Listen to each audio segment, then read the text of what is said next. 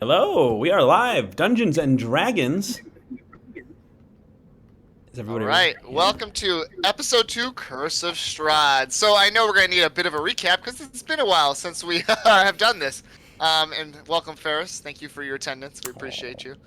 Um, so last time, you guys were a group of travelers coming from different locations, different agendas, and looking for different things. You met in a tavern in Daggerford, and you just sat in the last empty seats that were available in a busy tavern. As you guys were in this tavern, a man showed up, a man with black hair who rushed over to you and handed you a letter. And this letter asked you for assistance from the burgomaster, Kolyan Indirovich. He was asking for your help in saving the love of his life, Irina Kolyana. That a evil was affecting their village and attacking his love. And it was addressed to you guys. Your guys' names were actually on it. And it also came with a map leading you to a map outside of Daggerford. You guys decided to take up the quest, and the next day you entered the forest, and as you entered the forest, you were not only surrounded by mist, but in a way consumed by it. And you soon found yourself in a totally different land, passed through some broken, destroyed, but gigantic gates, seeing a body outside the gates. You heard the Bay of Wolves as you moved through this new land and this new forest that you had not recognized before. And then you found yourself in Barovia, a town which was a bit ramshackle, run down, in some places partially destroyed, but in other places inhabited. People scurried about, scared of you, and worried and tried to avoid your gaze as they saw you as strangers and outsiders. But you did meet a friendly face, Granny M, who was selling some delicious pastries that you guys, for a hefty price, decided to buy and enjoy. Unfortunately, even though afterwards Asterius did some stealthing, followed Granny M, and saw that she was collecting children from the town into her cart. For what purpose, you do not know. Asterius managed to try to sneak up and get one of the children back. Failed in that, but was not seen by Granny M. So he was not identified by Granny M because he passed his stealth checks. And then last you guys did, Asterius joined you, told you about Granny M, and you guys arrived at the Burgomaster's mansion. And once you arrived there, you found a house that was, it's a mansion, but it was boarded up, beat up, and not looking the best from the outside. Okay? Since it's been so long, can you just say your character's name and give a very, very quick recap of like what your character looks like and something about your character, just to recap for everybody, because I'm sure you guys forgot about each other as well. So let's start off with Legio. Talk to Asterius again. So Astreus, Right. it's fine. You're right, Joe. He's a furball, so he's a giantkin. He is a druid who, well, he originally does not like being near humans, but because he is working with this party, has revealed to them that he is a furball. And yeah, he does not talk a whole lot. But he feels and he doesn't hang out with people that much, but he does feel compelled to do good when he sees it is something, when there's something wrong. He is very empathetic that way. Okay. So that's Astreus, whatever you call him. Let's go with Repla next. Repla. Repla Sable is a tan-scaled dragonborn that is wearing pretty shabby clothes with a crudely drawn sun on them. Again, basically like taking wildflowers and smearing it on the shirt to make it look like a sun. Really just shabby otherwise. He also recently is now concerned that he has a taste for human flesh, given what he was informed may have been in the pies, because the pies were delicious. All right. So Repla, thank you. Next up, let's go with Vaughn. Vaughn Huntsman. She is a human ranger, a gloomstalker. She grew up on the mean streets of Waterdeep, and she's on the lookout for a halfling. Very suspicious of small folk. And yeah, that's all you need to know. All right. Meldos.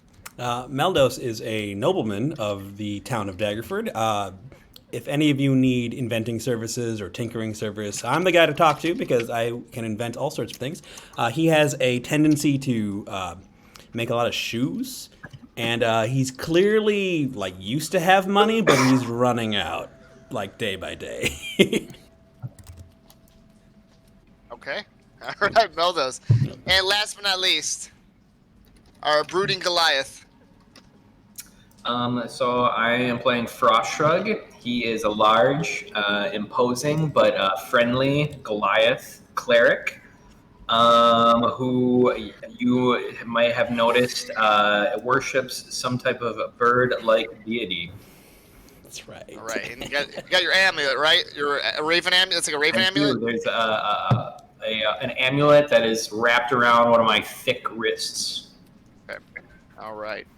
All right, so you guys find yourself outside what you supposed to be the Burgomaster's mansion. Remember, you guys had gotten the letter from the Burgomaster asking for your aid, which you had decided to take up.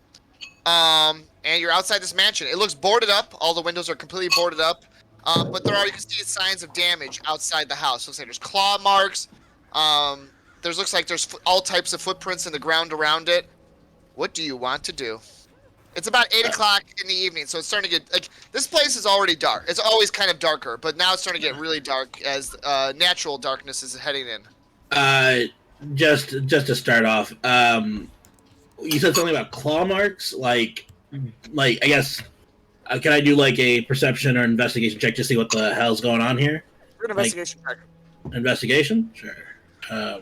You sure not perception? You can do either. I mean, I think both are applicable. All right. Well, I'd like to do a perception check. Oh well, 14. Okay, so 14. These definitely so you see different types of marks, and depending on the height, at like the 5 to 6 foot height, they look like human claw marks, like some kind of human's been scratching repeatedly at the wood and at other places on here. Lower, it looks like there's bite marks. Canine bite marks, if you had to look like canine teeth type bite marks. And they're all over the wood, anywhere there's like a softer surface that's like not stone necessarily. Okay. But they're pretty prevalent. They're especially prevalent around the windows, which are boarded up, and the doors. Okay, and just is it like multiple, like a horde, or more like, or just like a couple? It's hard to tell if it's just like 1 or 2 creatures doing it a lot, or if a lot of creatures doing it at once. You can't quite make that out, but it looks like there's quite a bit. This has been done a lot. Okay. They're on the outside of the building? Yeah, on the outside of the building. Okay. Yeah. Yeah, Strahd just briefly says, we should be careful. There has been a battle here. Do we see any lights from inside? You said it's all boarded up. Is there any... So yeah, it's so boarded up you wouldn't be able to tell if there was light or not. Why don't you go ahead and knock, Asterius? It is Astraeus, but okay. And he goes and he knocks, gently for a firbolg, but a steady knock on the door. Okay, so steady knock. You knock and no response. Asterius, knock harder. Very well. Astraeus will knock even harder. Okay. And I guess he'll call.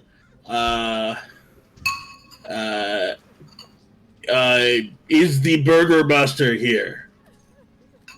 And at that, you hear a voice behind you. Not like right behind you, but like about 10, 20 feet away. He goes, can I help you? Can I help you? And you see, right behind you, you see if you look on the screen, you see a younger man, about in his mid-20s, you would guess, whiter hair. He has a darker complexion than a lot of the people you've seen in Barovia so far. You've noticed that a lot of people in Barovia have been very pale for the most part. He looks like he's better fed though, compared to some of the people you've seen. He's got a little bit nicer clothes, but they look a bit dirty. They look like more like noblemen's clothes. And he's well spoken. He goes, can I help you? Can I help you, folk?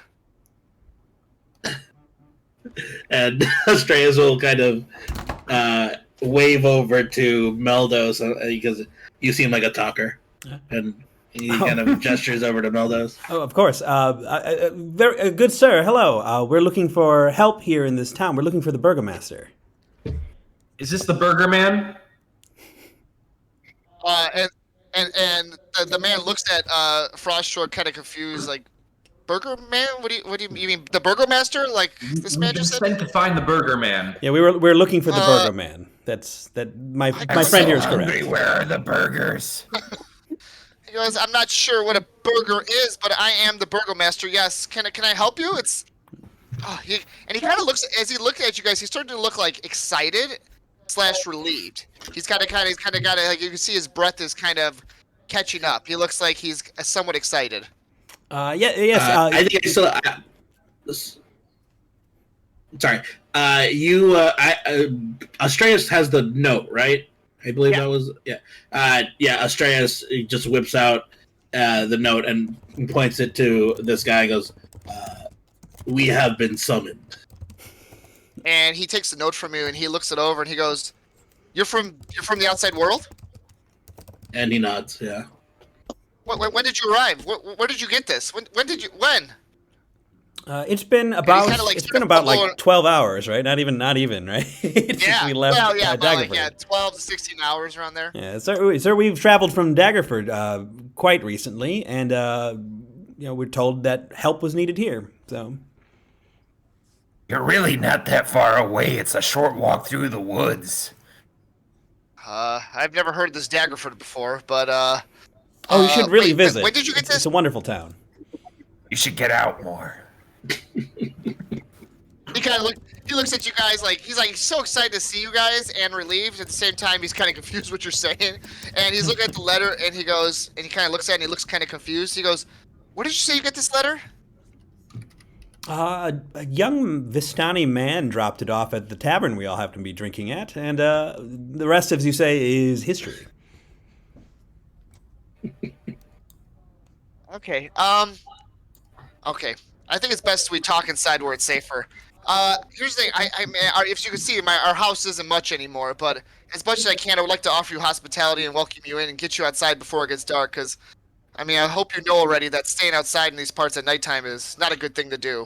So I would like to welcome you in. I promise you, I'll give you the best food we can muster up. If you're okay with that, I would be more than happy to have you in our house.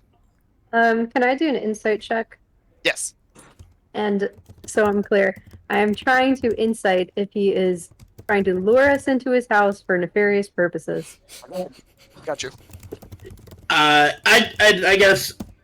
Could I? Oh, fuck! That's a 25. You insighted everything. I just want to know when he said he didn't know what Daggerford was. I have a passive of 15 of them. Did he actually seem like he actually didn't know what Daggerford was? No idea. You're 100% sure he's never heard of this place before. Okay. Okay. Meg, you are 100% sure that this person legitimately has no ill intention, really wants you off the streets, and he's genuinely excited to see you. Not excited in the sense that I want to eat these people, and excited in the sense that, like... that I want to feed them pie made of children. No, yeah. This is generally excited in the sense that, like, this is the help I was looking for type thing. I would like to invite you in for dinner. My dinner. As you walk in, he puts a thing of butter on Astraeus' head. It's a welcoming blessing, of course, yeah. It's like, this is a welcoming blessing in our house. We'll anoint you with the butter and chives. He goes, so please, I'll offer, me and my sister will do the best we can to offer you aid, and you could definitely stay here for the night at the very least. What's your name again, sir? I'm sure it was on the note, but... So my name is Ismark. Ismark. I'm Meldos. If you need any inventing or tinkering services, I'm the man to call. Come on by Daggerford anytime. I'm setting up a shop there. And he goes up to you and he shakes your hand like really eagerly. He goes, "It's nice to meet you, Meldos. We're so pleased to have you in our town." No, likewise. And what was the rest of your names again? He kind of looks at you guys eagerly. I'm Frostshrug. And he goes to shake your hand as well, kind of eagerly. I squeeze it very firmly. And you can see him kind of winces in pain, as like a little bit stronger than he expected. I don't mean to be indelicate, but what are you, sir? And he looks at Astraeus, and he kind of looks at you. He goes, He doesn't say anything about Frostrum, the Goliath, or fucking Sabla, the Dragonborn. No, we're gonna get to Repla. But Frostrum still looks humanoid in the sense of looking human, just a big ass human. Yeah. You may call me Astraeus. I am, as you may know, a Firbolg, a child of the giants, if you would. I've never heard of a Firbolg before, but I've definitely heard of giants. Well, welcome. We welcomed you to our town. And what's your name? Young. Are you a miss or a dude, Meg? Sorry, because you said he before, and I'm confused now. I just want to make sure. I'm a lady. Okay, like I said, I ain't judging. It's right for people to not know, so I'll stand and then slap it over. Then Vaughn. Nice to meet you, Vaughn. And then I've heard of your kind before. Are you a Dragonborn? And he looks at Repla, kind of taking it back, but also kind of excited. Well met. Praise the sun. Eventually. And he looks at you, and he goes to shake your hand. He goes to shake your hand still. And Repla says, "Apologies for the dry skin." Oh, it's okay. It's not too often we get new people in this town, especially people as interesting as yourselves. And he sounded like more and more excited. He's like, please come in. And he goes in the door, and you see he knocks at a certain cadence. It's kind of got a cadence to it. And he does this a couple times. And at the point, the door opens up. Do we know what that cadence is? For purposes of lore, I'd kind of just say you don't, but it's nothing that you'll need to know in the future. I can promise. Okay, yeah. Yeah. So just for time's sake, and the door opens up, and as you guys walk in, somebody's opening the door. You see a young woman there, standing there with auburn hair. She is wearing armor and has a sword at her side. Irina, would you like to introduce yourself? Ooh. Oh, hello. I did not know we had guests, Ismar. I'm sorry, I just got back from running errands, and these strangers were outside, and you know how hard we are for looking for help right now, and I wanted to offer them a shelter before the night came. I'm gonna bring them in, let them stay here, and was hoping we could cook them a meal at Irina. Okay, I understand. I'll introduce myself first, and then I'll go make us a meal. Thank you, Irina. I'll help you with that. Everybody, this is Irina Koliana, my sister. Irina, I just want to introduce yourself to, and this is Astraeus, Meldos, Vaughn, Froshrug, and Repla. Wow, this is a big crew you found. Well, it's nice to meet you all. I'm so happy that you could come visit with us. The pleasure is all ours, madam. Thank you for inviting us into your home and preparing a meal, I hear? Yes, and it's much safer in our house than it is outdoors. So. Sorry, Joe.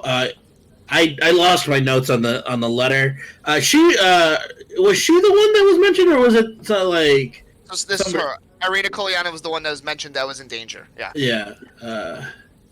Yeah, I'll put a screenshot. I'll put the letter up real quick, but I'll put a screenshot of this in the chat. I should have. I just forgot to.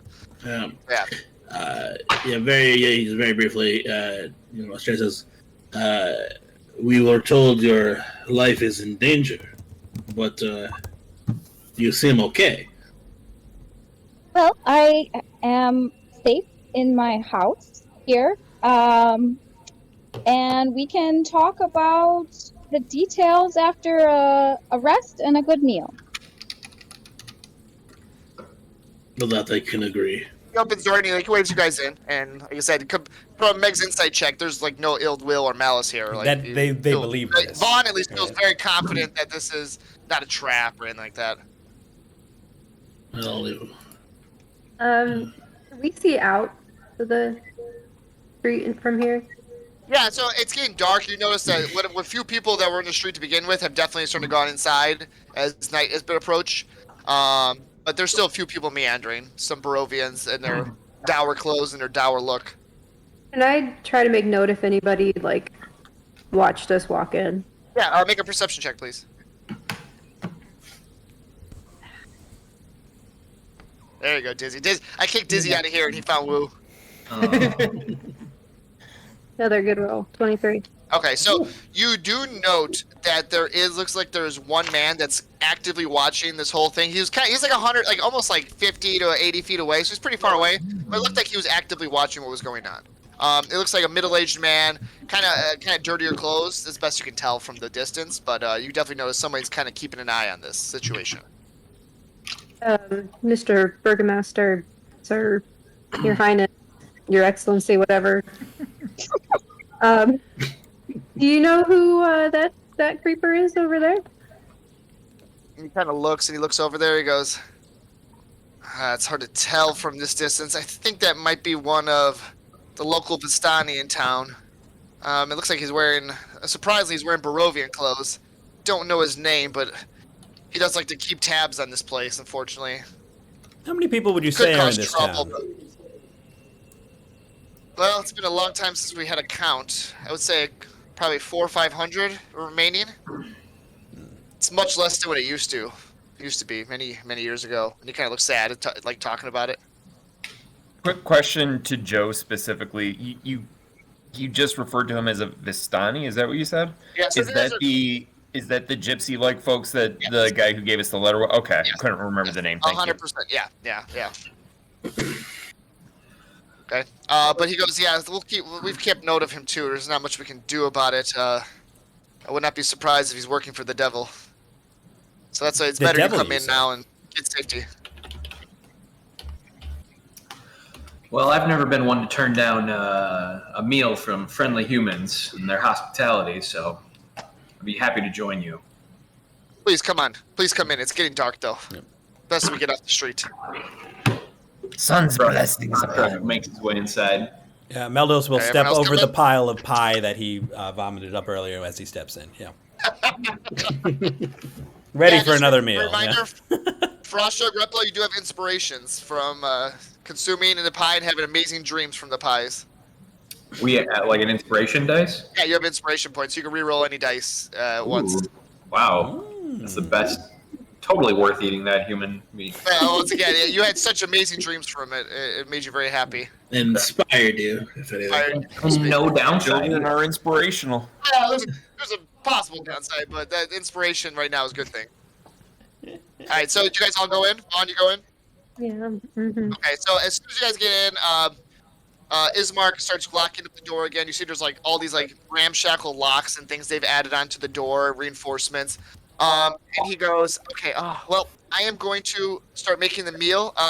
Irina, if you want to entertain our guests while I start cooking, and you guys make yourselves at home in our lovely abode. And you look and you see that this was once probably a really nice, great house, but it looks extremely worn down at this point.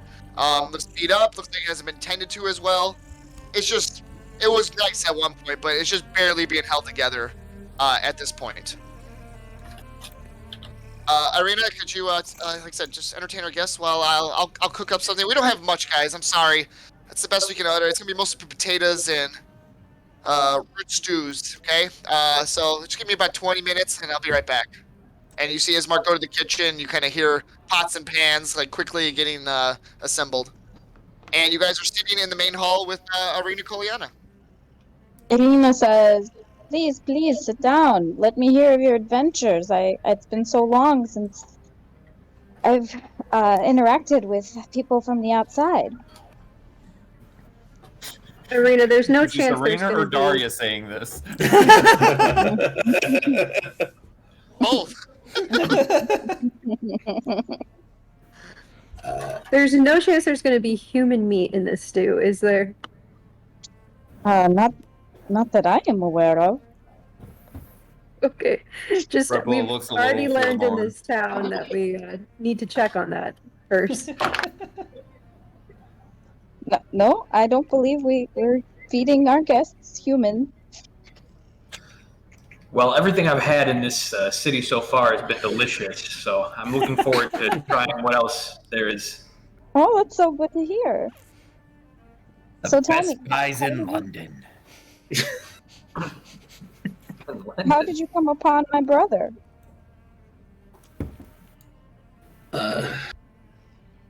It He is creepily walked up behind us. it is long story. Well, mostly we got these Actually, letters. pretty short. You Then we knocked, walked into he the walked. woods, That's the and then we story. knocked on the door. Yeah, that's basically it. Yeah.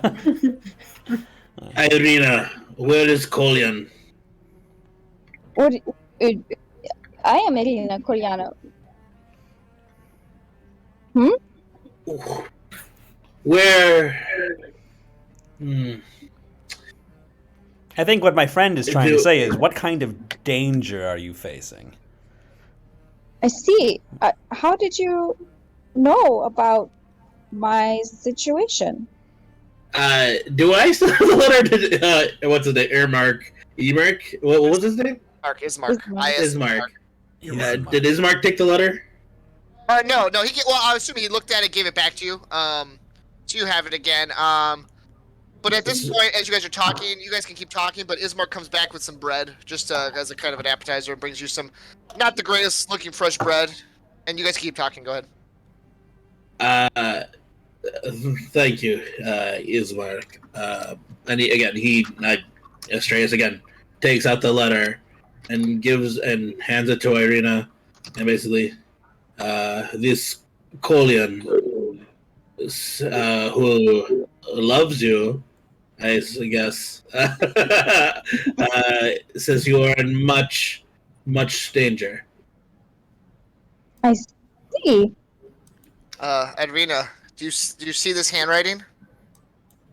And do you see the letter, Daria, or can you not see it on your phone? I don't see anything. Okay, because all right, so Ismark kind of takes the letter back, and he's kind of showing you guys. He goes, you said you got this yesterday. Yeah, not even 12 hours ago, really. I feared this. So Kolyan Davidovich is our father. I am his son. Irina is his daughter, and this is not his handwriting. This is not his handwriting at all. This letter is indeed accurate, though. Irina is in danger, and we are in a problem, and we are under attack.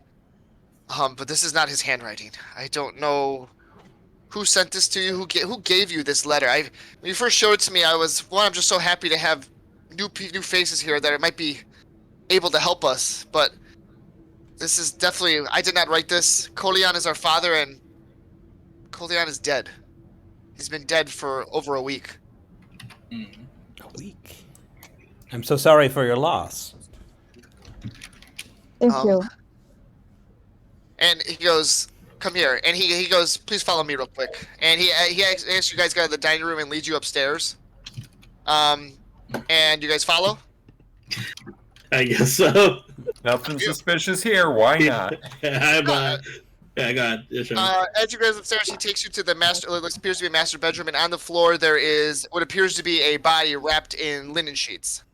And he goes, more than a week ago, our father succumbed to a heart attack, because as you saw outside, we have been under assault here night after night from undead, wolves, and other creatures. And every night, our father and ourselves boarded ourselves up and defended our home, but our father at his old age could not take the stress anymore, and his heart gave out more than a week ago.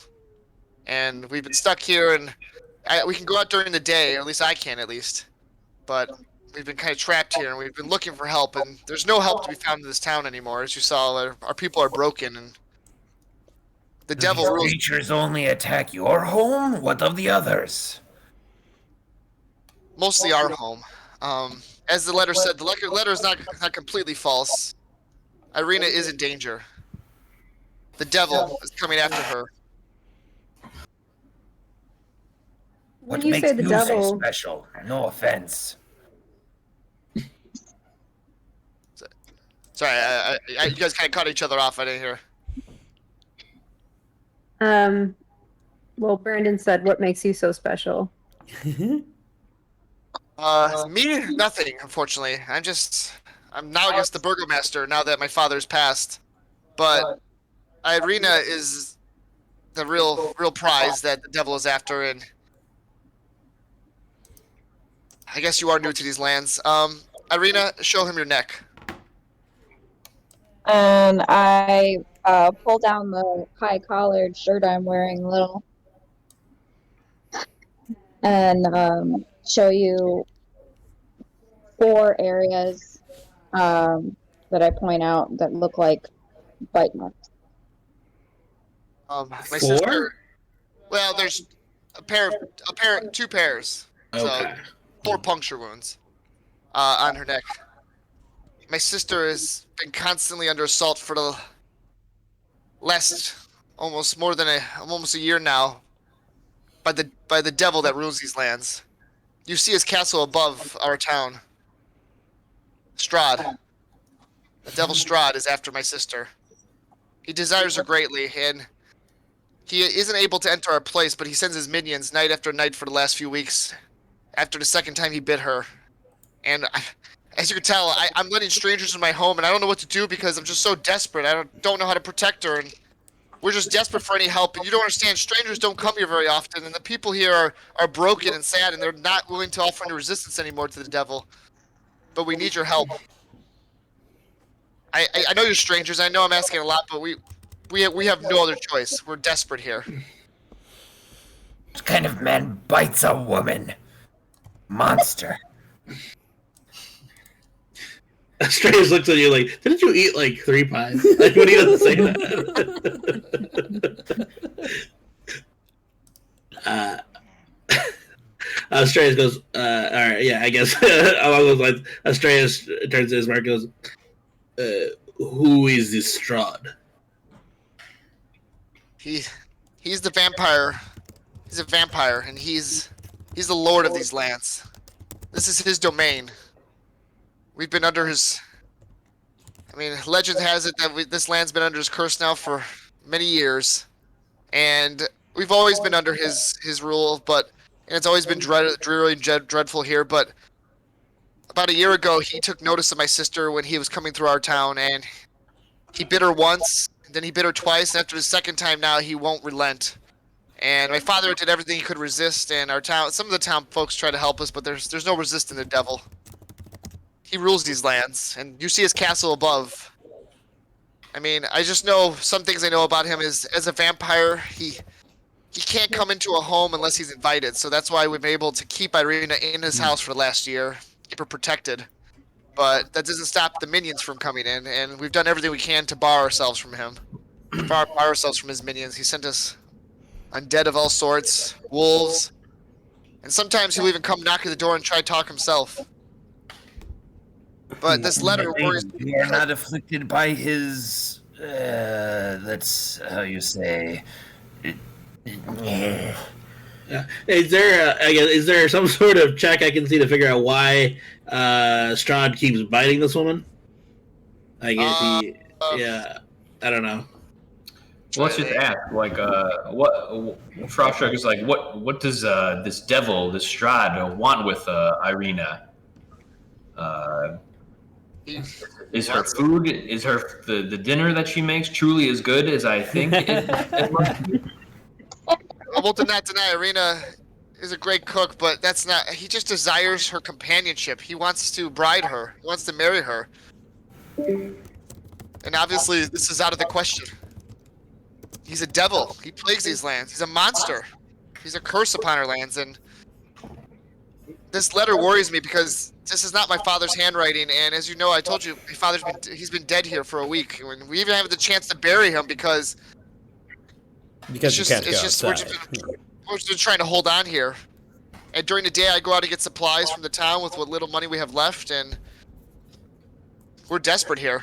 And you don't understand, strangers have not been through here for a long time. A long time, and we're desperate for your help. Yeah, why doesn't anybody leave town? Because, I mean, you saw the area around here. You're lucky you made it through here unscathed. The wolves infest the forest, and other undead creatures and things of the night infest it. And during the day, the only people that move through town to town in this area are the Vistani, because the Vistani have some kind of protection. Some people say that they're working with Strahd and that they get protection from him. That's why they get to move around. But if you're not a Vistani, it's extremely dangerous to move town to town or try to leave. Did we know that did we as characters know that the person who gave us the letter was a Vistani? Yeah, We because recognize you that? guys, Vistani are known in Daggerford and your greater world as well. Okay. They're known. I mean, they're known as travelers, wanderers, peddlers, awares, that kind of stuff. So then I'll convey this to them that that's who gave us the letter. Then it's very possibly likely that this was an agent of Strahd. And you were brought here. It sounds Sorry, like go Strahd is not someone we can negotiate with. I have never tried because I found it too dangerous. We've just tried to ignore him and bar ourselves from him. And Arena, you don't remember any of your conversations with him when you had encounters? I remember nothing.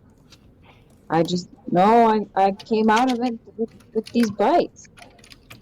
The devil has some kind of power, some kind of magical power that Arena does not remember her encounters with him either.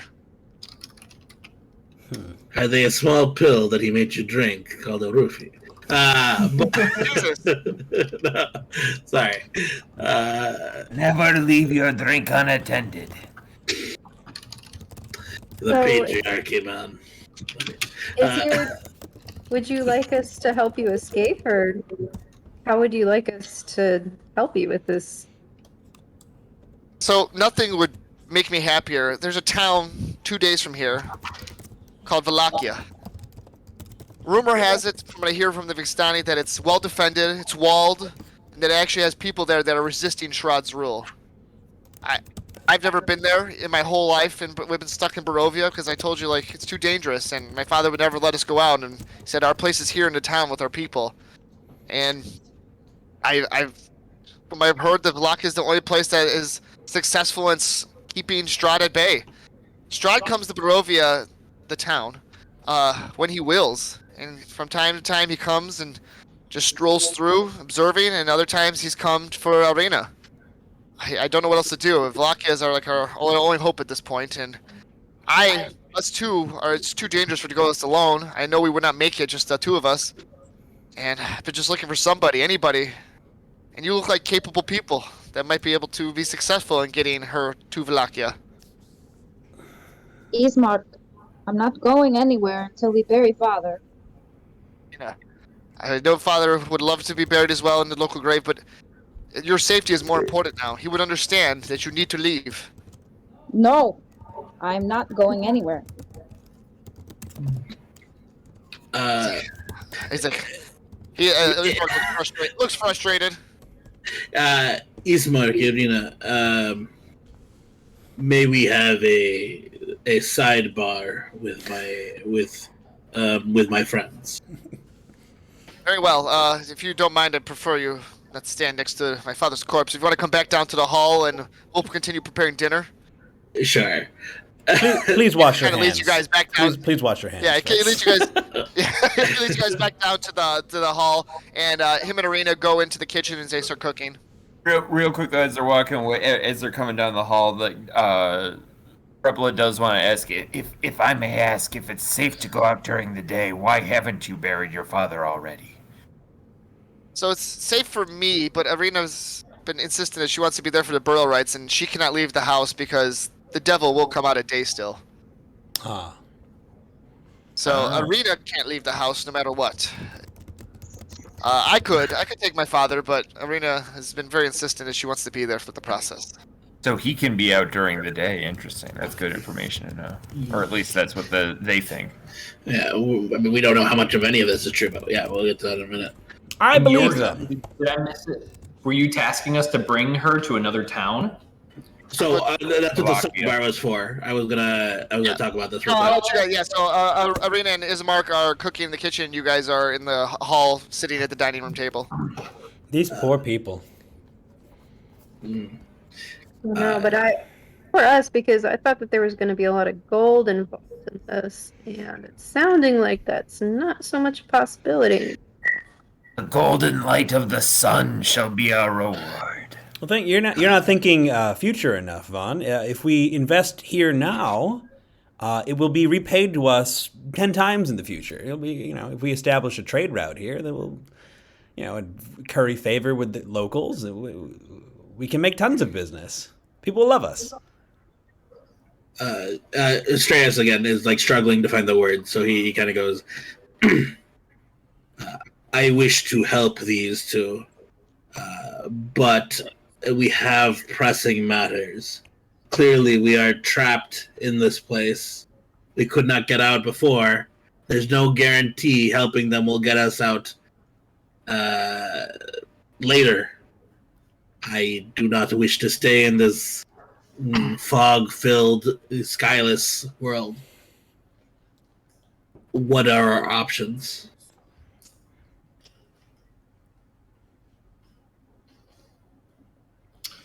I'm sure a path will become clear to us when the bird god decides.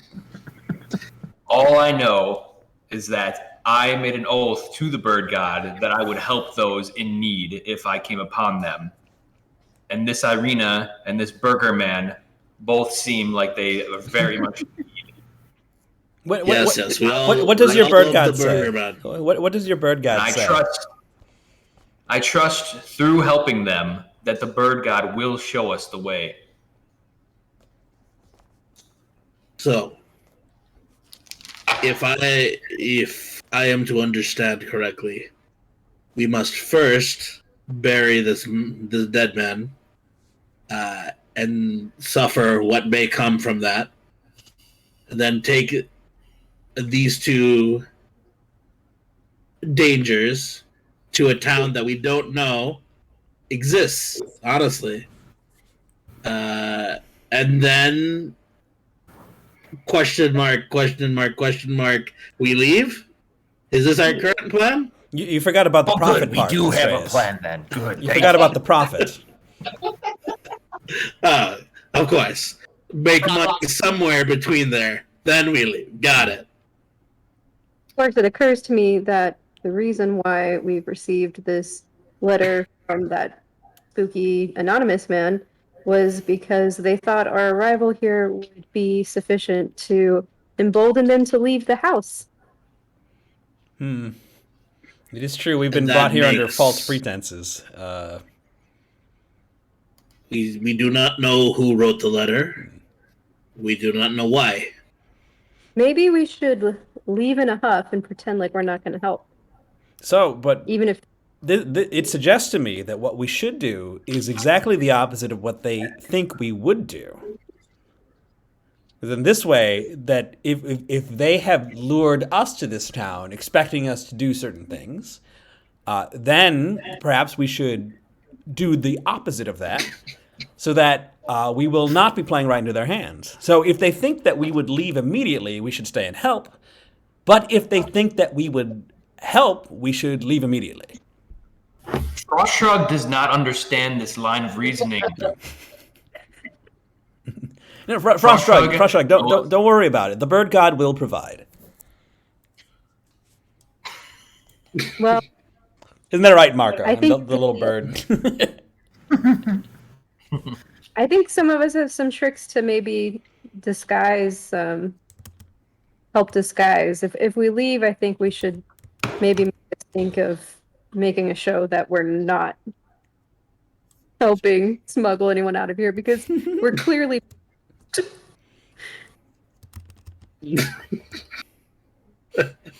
Sorry.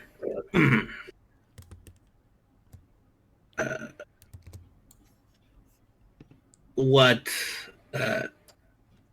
So, you wish to help by pretending not to help? correct. Yes, a ruse. A ruse. A ruse. A ruse. For sure, a ruse. But I do think we should eat and perhaps sleep, because nobody else in this town is going to give us a place to stay and enough money for a fancy inn. This is true. It's the first thing I've understood of this conversation. Eat, sleep, maybe murder some vampires? Okay. So yeah, it sounds like we're going to be in for a spooky night. I think we can all agree, though, that we should not side with this devil, right? Right? This is not. like if the tide starts turning the other way, like none of us is going to be like, yeah, go Team Devil, right? Is this the part where I cut off my arm? Frost shrug, no. All hail the dark God, I'll sun. be your servant. Let me be your servant. So you hear a knock at the kind of the door between the kitchen and dining room. Goes, you guys, I don't want to interrupt your conversation, but food's ready. Do you mind if we come back in, or do you need more time? I could eat. We have decided that we will eat. And he kind of looks like confused and like a little like intimidated by Frost Shrug and what he said. But him and Irina bring in like a pot of stew and some potatoes and some more bread. The food is not the greatest, but it's edible and it's warm, and it does nourish you. And it's nothing nefarious in it. And you guys are having a nice dinner with Ismark and Irina. And as you guys are sitting there eating it, he goes, "You guys can just tell me about yourselves. Like I said, we haven't seen a visitor in Barovia for more than a year. It's nice to see people from the outside world. Where are you guys all from?"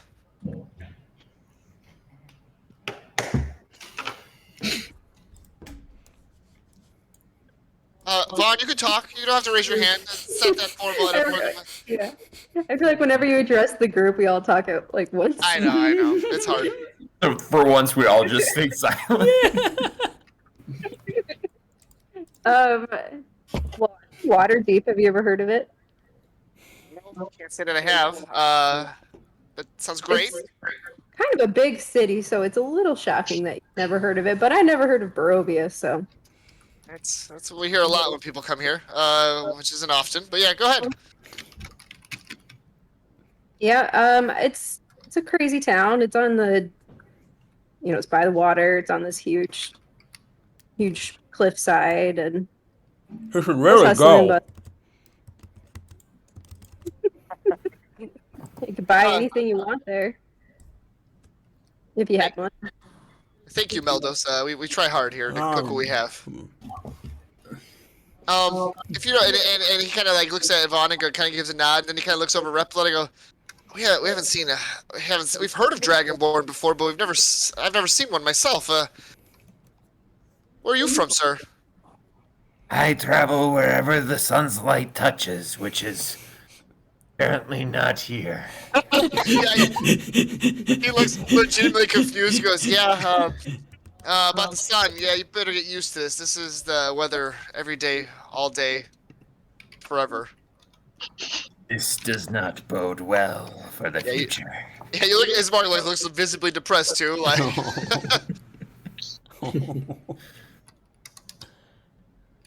but Okay, everybody, we have a new quest to find the sun. Quite the quest, Ismark kind of says under his breath, really realizing like he's never seen like a full sun in his own life himself. If you have like an oil lamp or something that we could just set by him, that would really go along. He goes, "I think we could do that." He goes, grab one of the lamps and put it right next to Repla, and he goes, I hope this can suffice for you for now."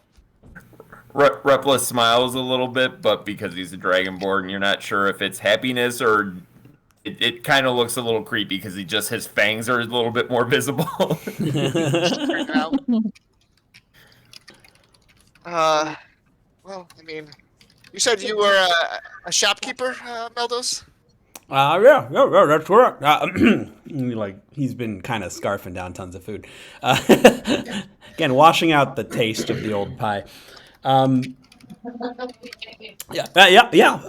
in Daggerford, I'm setting up a little inventing shack, a little place that people can come to, and if they have any needs for here, let me show you one. And he's gonna pull out that shoe that he had earlier, right? And he's gonna tap it, and then it's going to spell out his name and it's his business card, right? See, any kind of magical tinkering, anything you might need. Come on down to Daggerford whenever you get a chance, and I'll set you up. A little bit of a friends and family discount, right? Ismark looks like legitimately visibly impressed. Like he's never seen kind of like this kind of magic like done in front of him like this before. He looks visibly impressed. You It's like that amazing. one? Yeah. We have nothing like this here in Barovia. How about this one, Marco? Say something to the nice people. Welcome. Huh? Huh? That's kind of cool and creepy at the same time. Right? That's Marco for you. And he like looks like he's like it's like he didn't notice the contract before. He thought it was kind of like an ornament to Meldos on his shoulder. And then you said your name was Astridius? Yes, Astreus is. Oh, okay. And the entire time, this has been sneaking in spices into the stew. Yeah, it was extremely bland. Like it was very bland. I mean, I have proficiency in cooking utensils, so I imagine I have like a small spice component. So like literally, like when no one's looking, he'll quickly put a couple dashes of this and that, and then like he's staring like, this is better.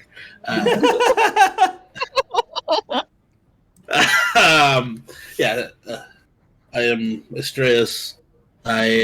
One would call me a hermit of the wild. I have spent most of my time alone. Sorry to hear that, Astraeus. I mean, you're welcome to our home, though. I appreciate that. And hopefully we can help you from this danger. I would really appreciate that. I'm desperate for. I mean, not to sound rude, but I literally have strangers in my house from distant lands. I don't know at all, and I'm that desperate. I need whatever help I can get. Clearly. And then he looks at Frostra. He goes, "Are you a great warrior? You look like a great warrior." I was once. I've forsaken the warring and violent ways of my tribe in order to follow in the teachings of the bird god, who teaches us to help rather than to hurt. Oh, that's a shame because Irina here the last year since she's been stuck in this house, she's been practicing her sword and her ways of war to protect herself. And he kind of like looks over Irina, who's like, you notice Irina has been wearing armor the whole time you've met her, and she has a large sword at her side. And he goes, I was hoping you could maybe teach her a thing or two too. I mean, she's learned a lot and can definitely take care of herself in some situations, but against the devil, I worry about that still. Yes, please, if you can show me anything, I would very much appreciate it. Well, Froshrug was once a great warrior, and he will be happy to show you anything that he can in order to help. Thank you. Thank you so much. And as like the night wanes on, you notice it's pretty. Now it's like pitch black outside. You see a couple lights from other houses, but well, actually, take that back because the windows are boarded up. But it's dark, extremely dark outside because whatever light was creeping in through the boards is almost nil now. He goes, well, it's getting late. You guys can take the rooms upstairs. Obviously not the master's bedroom. If you can take any of their rooms, anyone that fancies you. I'll be sleeping down here tonight to keep watch. I want you to get a good night's rest, so don't worry about a thing. We've kept them out now for more than a week, and I feel confident that if they do come back tonight, we'll be fine. Me and Irina will keep watch and if it would help if we all take turns with the watch, I'm sure we can accommodate. I would definitely appreciate that. I think Irina here could use a good night's rest, and I could use a good night's rest. So if I could take the first watch if one of you want to stay with me, and then you and Irina and one of you else, and then you guys could take turns. That'd be appreciated. I'll gladly take first watch with you. Okay, so me and Meldos will take first watch, and you guys can all get some rest. Please help yourselves to whatever's in our house. I know it's not much. I know this place is what it used to be. The glory of Barovia is somewhat lessened of late, and he looks like legitimately depressed talking about this because, please, whatever we have is yours. Yeah, so like Astreus will just grab some loose cushions from like a couch and he'll sleep on the floor. He's that's what he's more comfortable with anyway. And he'll sleep. And also, he's not sleeping in the room with the dead guy, so you know. Yeah, they close the door, and they, like I said, he asked that you don't go in there just because a little weird. The dead guy. Yeah. No. Is there a hearth with a fire anywhere? Yeah, it's in the dining room, so you can sit in the dining room if you want. Yeah, Repla's just gonna curl up on the floor in front of it. So like a cat in front of a fire, Repla curls up for the fire, trying to get the heat from the fire. Vaughn and Frostdrug, where do you guys go? You said there was rooms upstairs? Yeah, there are rooms upstairs. All right. Frostdrug will try to find an empty room. Okay, so easy enough. There's like 4 or 5 rooms up there that look like they were actual rooms. The master's bedroom's obviously occupied. You can take any of those. All right. I will I'll take open a room one. as well. All right. So do you guys all go to bed, or do you want to do anything before bed? Before we move into the night.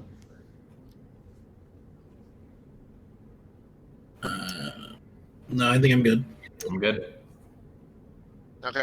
All right. So you guys all go to bed. So it's Meldos and Ismark are sitting there, kind of. They're actually in the same room with Repla, who's sleeping by the fire. He goes, "Sorry that you got dragged into all this, Meldos. Feel bad that we have to put our problems on other people, but we just don't know who else to turn to." It does seem that whatever fate has brought us all together, is probably will get us back out of it, and hopefully it will turn out well for everyone involved. Well, I hope you're right. I mean, when I first saw you outside, my heart leapt at joy. That was the first people that have been outside Barovia in a year, more than a year, and I was excited. But then when you showed me that letter, and who you say you got it from, I'm worried that you've been lured into a bad situation. I'm worried about that. What do you think they intend for us to do here in town? Clearly, they wanted us to come to you immediately. Well, I mean, first thing I thought was maybe when I saw that letter that maybe it was a trap, that you guys were the trap for us and trying to get Arena outside the house. But as I talked to you, and once again, I have no choice to talk to you because I have no other hope, so don't take that insultingly. I just figured that this is our only hope anyway, so we have to take it. But yeah, I don't know what they intend, but I know the devil wants her out of this house at all costs. I do not look forward to meeting this devil. It is the way you've described him. It sounds like we may not be a match for him either. the way you talk about him. Well, you might not have to be a match, but if we can just get Arena, I think, out of here, away from under the castle, I think we have a chance. Barovia itself as a land is quite large. There's other places out there. I know there's Valakin. I know there's also the town of Kresh farther away. I haven't heard much about Kresh, but I know Valakia is, like I said, people say there's hope there and a defense against the devil. Do you think this devil, this Strahd's influence might reach even beyond those lands? Can't say for sure. I can't say for sure. I really don't know. I mean, I hope not. But I know one thing. Nobody leaves Barovia itself, the land or the town. I've been here my whole life. I've known no one that's ever left. And anyone that has left, Vistani reported their corpses right outside the gate or on the road. Well, let's talk of happier things. What was Barovia like before this devil nonsense? Been like this my whole life. It was like this before my father's father. The devil's been here for generations, from my understanding. My father's father and the father before him all lived this way. No happier times at all, huh? That's he looks like legitimately, as he's talking about this, he looks more depressed too. He's Yeah. like hearing it from his own mouth. Like you're trying to make him happy, and it's like going downwards, it's going down the spiral. As you've seen the people, there's little hope left in this town.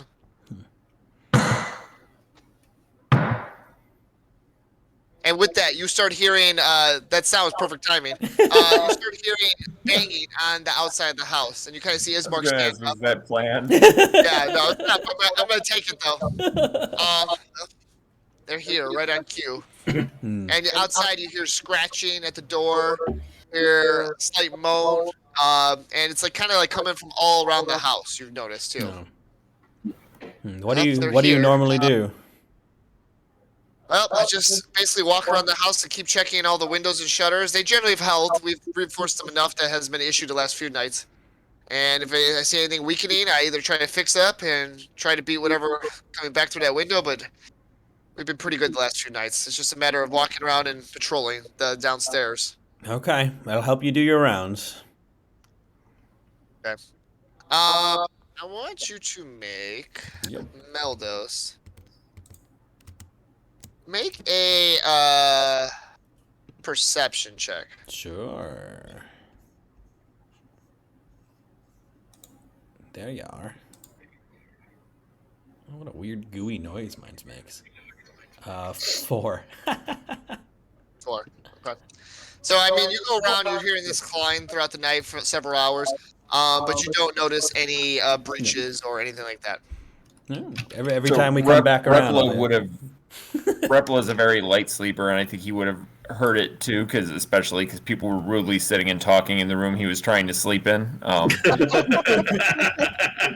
We were whispering, we'll say, but yeah. So you get up and you see whisper, Ismark whisper, and whisper. Meldo's Repla. talking at first. Yeah, do you want to say anything? Well, like he'll keep laying there, like he's not going to actively make it clear that but he is awake, so like he will be listening for anything that sounds out of the ordinary. All right. So several hours passed. There's been no breach that you can tell. And like you guys, Meldos has been walking around. Ismark's been walking around. He goes, I think it's time for our watch to end. Do you want to get one of the others to take our place? So far, there's been no breach, and throughout the night, it's like a steady climb. It sounds like they're trying, but it sounds like they don't have the strength to quite make it through, and it's almost like weather at this point, Yeah, we've gotten used to the sound, even like it's just. Yeah, just I mean, background. you can tell Ismark is definitely used to it for sure. Like he's paying attention, but he's kind of used to it. No, okay. Don't tell the others, but I do trust Astraeus the most of all of them, so I'll go wake him up. All right, so if you want to go get Astraeus, and I'll tell him what to look for, and then maybe I'll get some shut-eye, and Arena can come down in with Astraeus. Okay, yeah. So yeah, I'll go up and wake Ismark goes, Astraeus.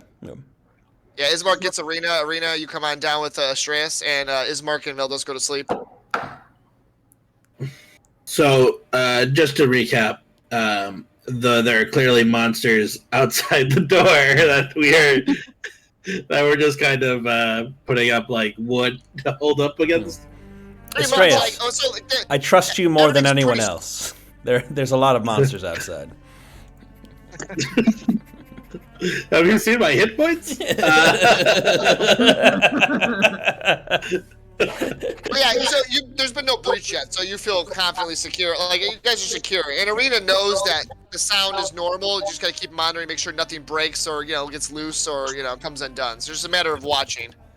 So since clearly he's not going to get any sleep anyways, Repla is also going to get up, but he's going to go upstairs and see if he can find any windows to like look outside. Sure. Make a perception check. It's dark as hell out there. The windows upstairs are partially boarded, but there's slots where you can look out. That's a 9. 9, okay.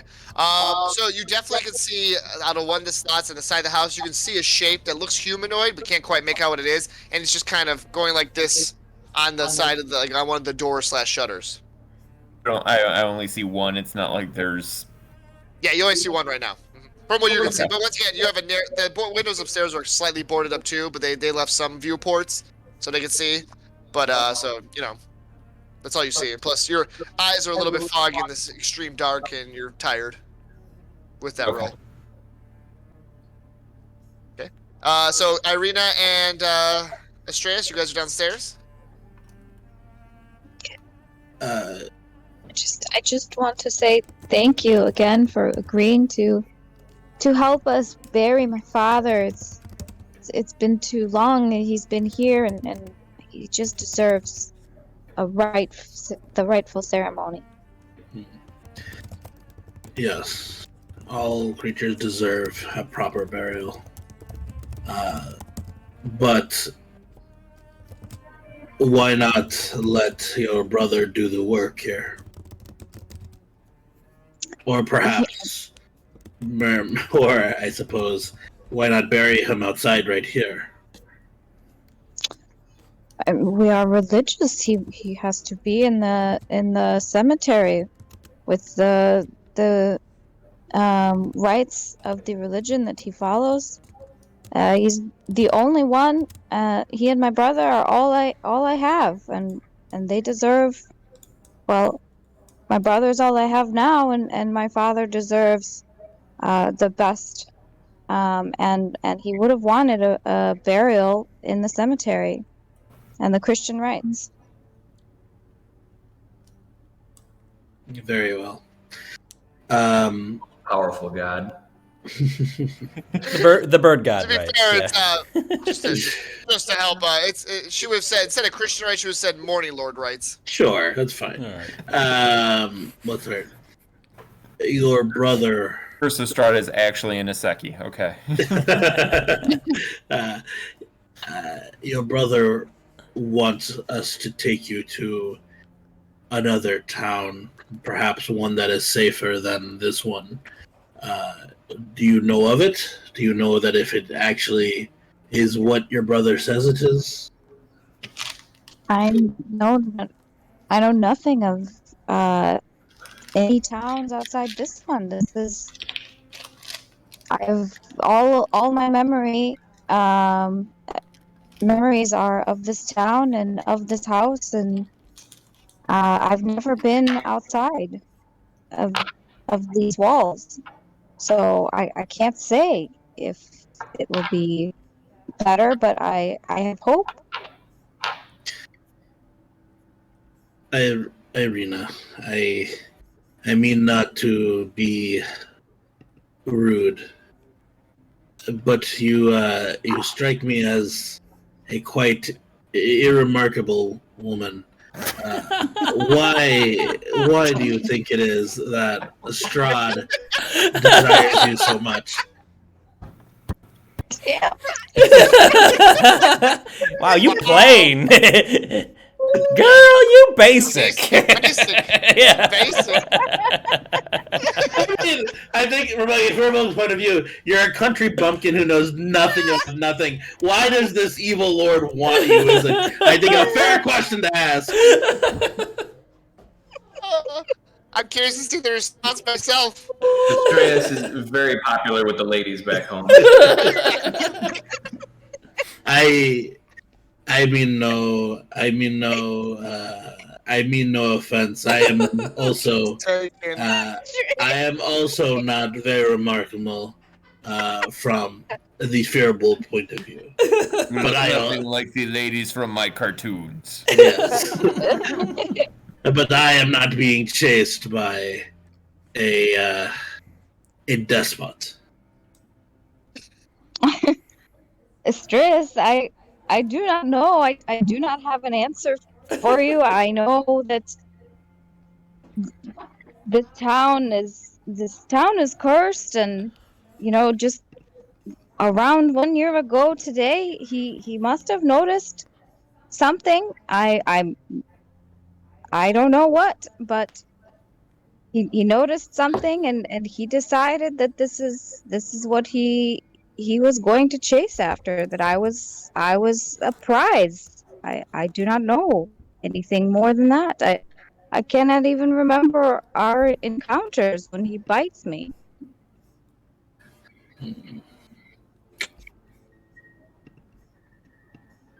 That is most troubling.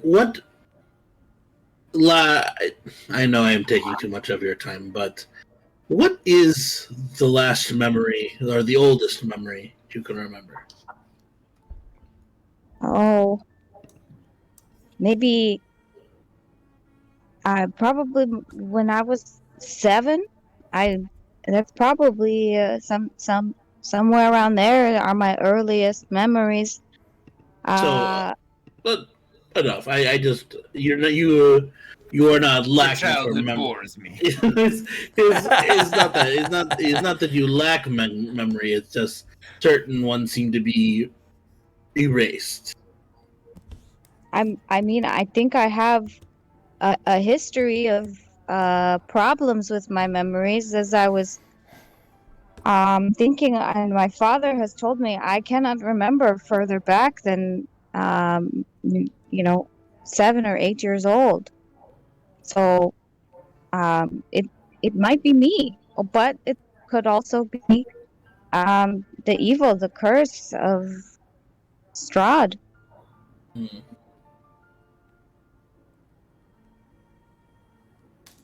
Astris, make an Arcana check real quick. Arcana. Not my strongest, but that is a net 20 plus 1, so 21. Okay, so you've studied a little bit of magical things. You know about some monsters and creatures.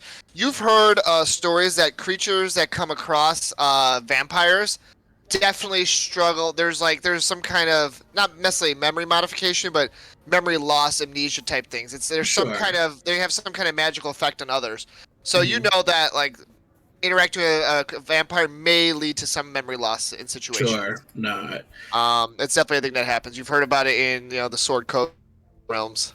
Yeah. I guess my other, while we're researching in the brain here, would I know anything about a vampire needing to bite somebody through more than 2 times, 3 times, I'm guessing?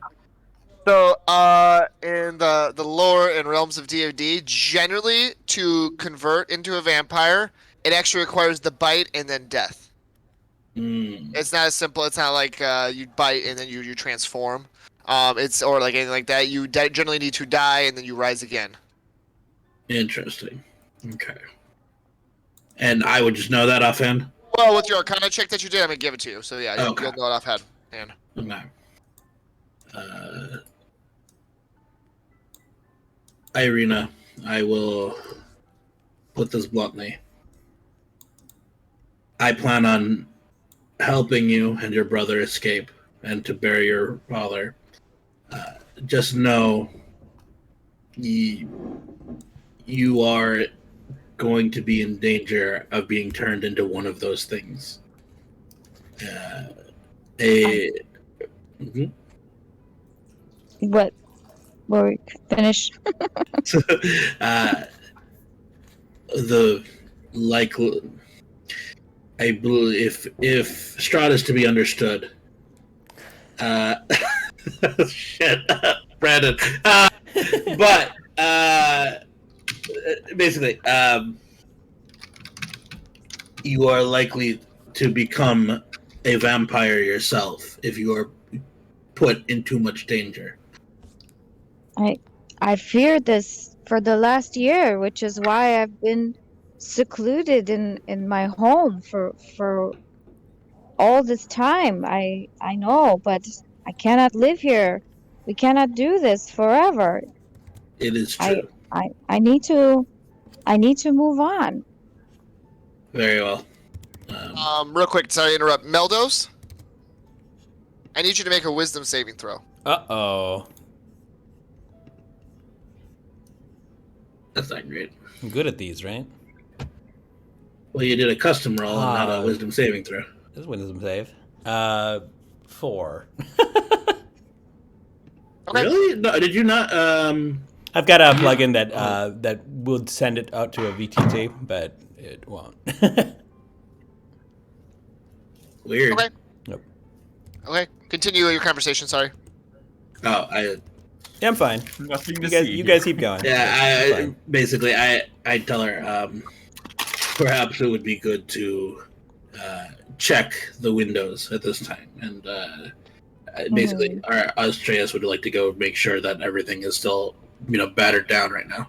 Yeah, you still hear the sound, the pounding, but it looks like everything's secure. And you're Okay. checking. I'm not gonna make it real because it's clear. Yeah, and they're not like increased activity because Irina's closer. Nope, no increased activity. It's the same. Okay. It's just very Alright. constant. The battering. It's, like I said, it almost at some point it almost sounds like a storm's outside, battering the shutters. Right? You get that feel, even though it's just more methodical. Sure. Okay, yeah, and I think that's just how they'll spend the rest of the watch, unless Irina has something else to say, or Repla, who's clearly still listening to everything we're saying. Replis got No, one eye I'm open. not. I mean, what? All right. I do have a question for the room, I guess. Tell me, have you experienced fighting or being around vampires? before. I do not know about our dragonborn friend down there, but generally, I have not encountered a vampire. I fear we as a team may not be strong enough to challenge one right now, based on the legends. So I don't think a direct assault would be smartest for us. But based on what I do know, is they are very powerful and very adept at targeting their prey. So we must be smart. No, I understand. We need to be stealthy. Stealthy, yes, it would be smartest.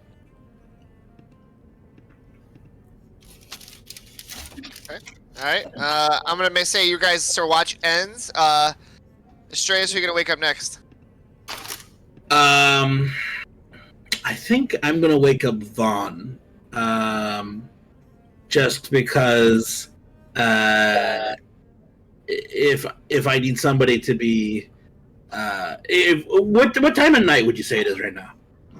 So I'll say it's about 2 in. Yeah, so I think like this is where I need somebody who's serious on watch. So I would probably, since Melda's already went, I'd probably go with Vaughn, and then the chuckleheads could be the late morning or early morning. Irina, you get Ismark, who Ismark after getting like 3-4 hours of sleep comes back down. He's just this amount of sleep looks good for him, and he comes back down and he's back on watch as well. Yeah, it's just like having a child or something. I'm gonna get some sleep. I'll take it from here. It sounds like everything's secure still, which is good. Me and Vaughn have it. Thank you, Ripple bro. is back asleep, curled by the fire, by the way. You don't see it, but Ismark gives us a quick pet like a cat. He's like good. Strahd, when you go to get me from my room, I'm not in my bed. Yes, I called you a chucklehead, Ragnarok. But yeah, where are you? I do a quick like once over of the room. Do I need to investigate where she is, or?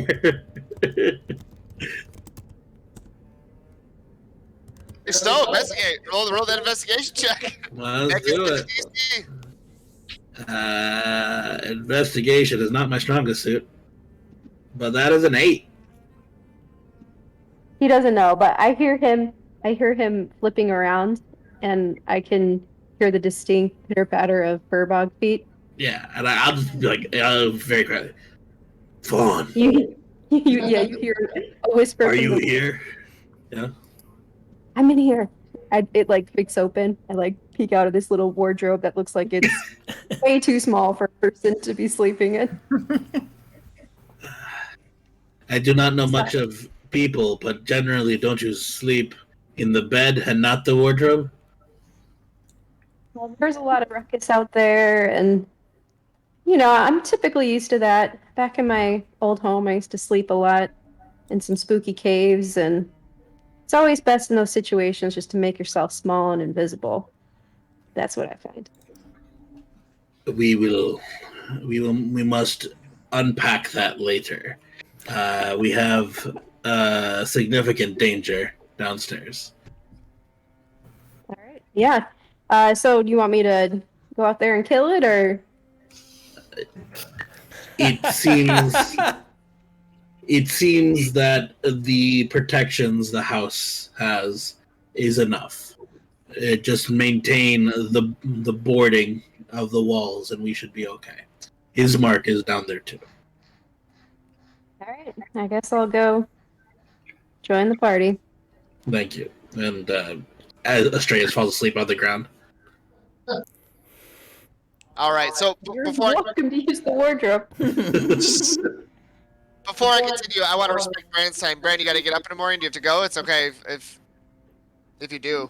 As I can go a little bit more, but Hopefully not too much, at least on my end. But I mean, worst case scenario, Rep will just sleep through whatever else happens. Okay. So like I said, yeah, that's fine. I'll pull up my time. Okay, sounds good. Okay. So it's just Ismark and Vaughn.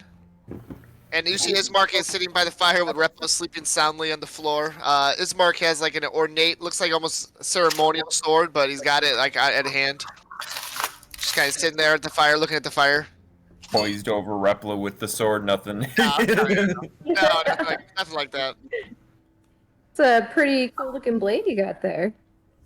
Yeah, it was my father's. I've never had to use it before, and hopefully never have to. I'm not too good with a blade, but I do try to practice with it as best I can.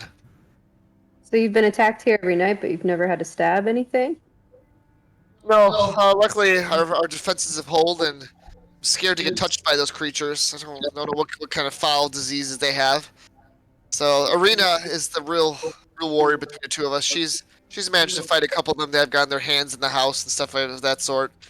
So I trusted to her to do that stuff. I wish I was as strong as her sometimes, but I like to think she's the brawn of the operation. I'm the brains, I guess. But she's also quite smart and capable too. Sounds like it. He kind of just goes back to the fire and he goes, "From where you're from, are things better there? Are things happier than in Barovia?" Not really. That's good to know, I I guess. mean, but you can leave. There's that. There is that. There is that. He kind of just looks at the fire, like kind of has his 1,000-mile stare on. I will say, I don't know what type of title Burgomaster is, but at least where I'm from, if you're a family with status and wealth, it's not so bad. But for the rest of us, it's not that much better than this. Well, as you can tell, this house was once great and there was much riches and life and vitality here, but that was a long time ago. This whole town's fallen on terrible times for generations. It's the devil. Well, I gotta say, if I grew up with this all around me all the time, I would have learned how to use a sword by now. And yeah, it looks visibly actually hurt by that comment, but like doesn't think you're necessarily wrong. So you kind of just see he winces and kind of just starts looking back at the fire again. We've done nothing to make this guy feel better at all this whole night. Well, we are potentially gonna die because of him. It's fair. It's fair. I was promised money. I got nothing. Is it obvious what's outside? Like, is there any way I can take a peek and look and see what it is? Look out the top windows as well, kind of like was done before. You can take a look and see if you can see it. The downstairs windows are completely boarded. There's no way to see through them. Upstairs windows are partially boarded. So if you want to do a patrol upstairs and look out. I'm gonna do patrol, and not only do I want to look for that creature, whatever's trying to get at the house, I want to know if there's that creepy Vistani guy still standing out there. Okay. So you're going upstairs to take a look outside? Yeah. Okay, make a perception check. Alright, come on. I rolled performance, but the dice was a 16, and so perception. You would like to keep it. Oh, what is it with your perception? With your perception bonus? It'll be like a 21, right? Okay. Yeah. So yeah, you see multiple figures. You see a little bit more, and you look and you see rotted flesh. You could definitely tell. I mean, if you're a little bit traveled, these are definitely zombies. But you notice these zombies look a little bit more whole, and they're moving a little bit faster than normal zombies as they're kind of clawing at the doors. That's why it's kind of got a sound of almost wind. They're moving faster. You can see at least 3, but by the sounds, you could probably say there's at least 2 more. You're looking for the Vistani man. You can see where he was at. He's not there. So where he was at, he's not there at least, and you don't see him anywhere else. And you're pretty confident nobody's out there besides these zombies right now. And I will also say that this is my favorite enemy. Mm. I don't know if that gives me anything else. These zombies, you've seen undead before. You've dealt with them before. These zombies have more Once again, zombies aren't natural in any way, but these look more unnatural than normal in zombies in the sense that how they're moving. They're a little more lively in the sense that they're moving like with a little more purpose and a little more energy and vigor. Whereas like other zombies are kind of slouching, a little more meandering. You know, they're more of the slow type zombies. These are a little bit more of the faster type. They're a different type. You've never seen this type before, but you would imagine. later, so. Yeah, exactly. So you imagine these are a different type. I mean, you probably assume they have the same weaknesses, but they're definitely different.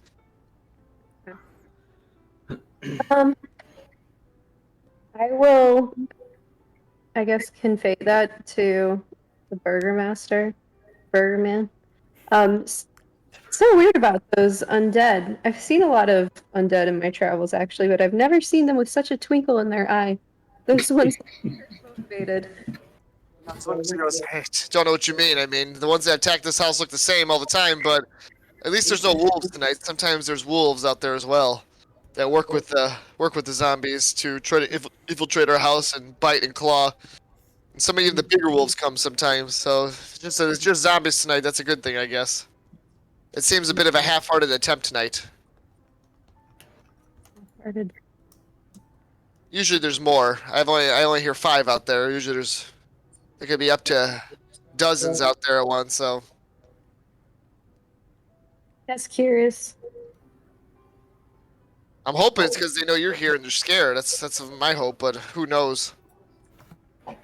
Well, if we're to assume things correctly, the same entity who's controlling these zombies and wolves or sending them here is the same one that asked the Vistani to bring us here, I'm guessing.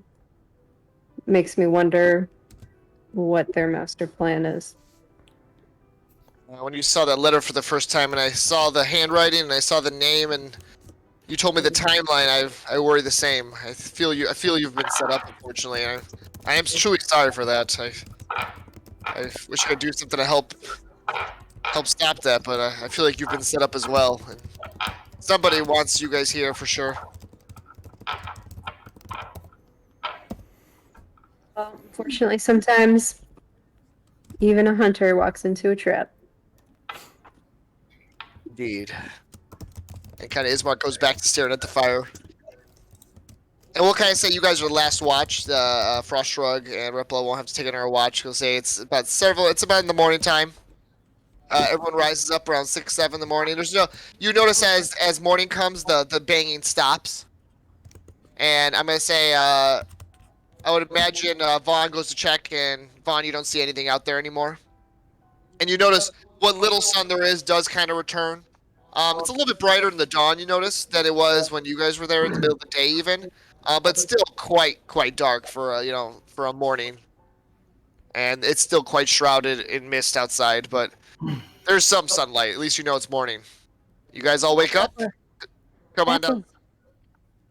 Ripple, wake up. You can almost see the sun through the clouds a little bit. Raise the whatever in the 9 hells they call that. Yeah, you see, it's like a really foggy day basically all the time here. Like it's got that feeling to it. What would you guys like to do? You said all the windows are boarded up. We On can't the see. downstairs, the upstairs, there's partially covered windows. They're slightly boarded up, just like the bottom parts of the windows. Mm-hmm. And I'll say Vaughn checked at the end of the watch, and she's pretty confident the zombies are gone. But she hasn't seen anyone else outside. No Barovians, not that Vistani man. It's still pretty empty out at this time in the morning. No granny. No granny yet. 2 questions. 1, is there a basement? 2, how far away is the cemetery? So he pulls up because they had like a wooden carved map. And he pulls it up and he goes, you guys see my screen? Mm-hmm. We're this house here at the bottom and the cemetery is at the top here. It's literally a 20-minute walk. Of course it is. But he looks and goes, it's about a 20-minute walk. Our town is not very large in terms of distance. It's about a 20-minute walk. Still a long tunnel to make.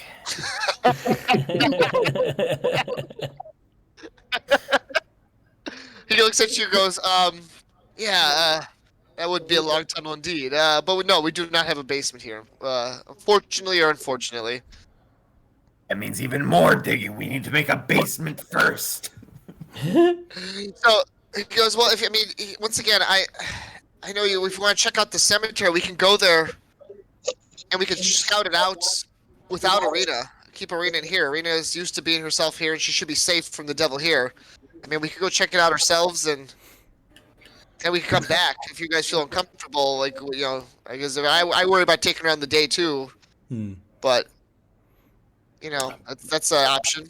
I wouldn't mind a grand tour of Does your bird Barovia. god give any teleportation?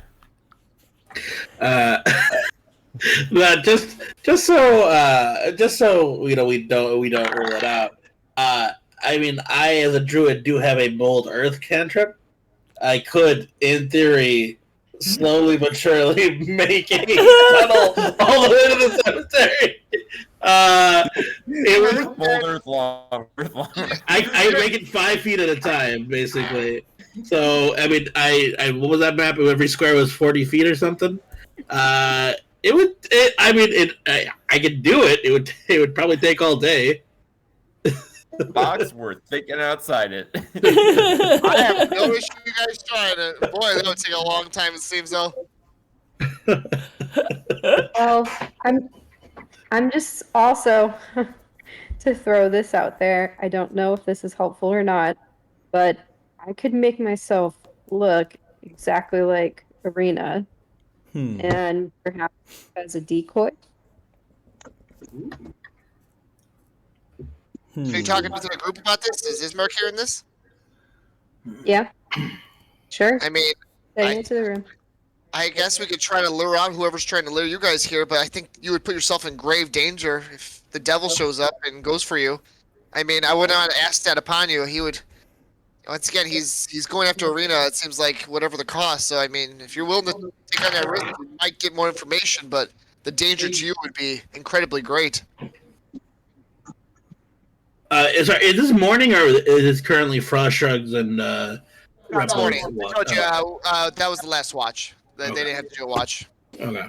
One to speed it up, and two because it was time. So Okay. it's very early morning. We're kind of like 6 in the morning.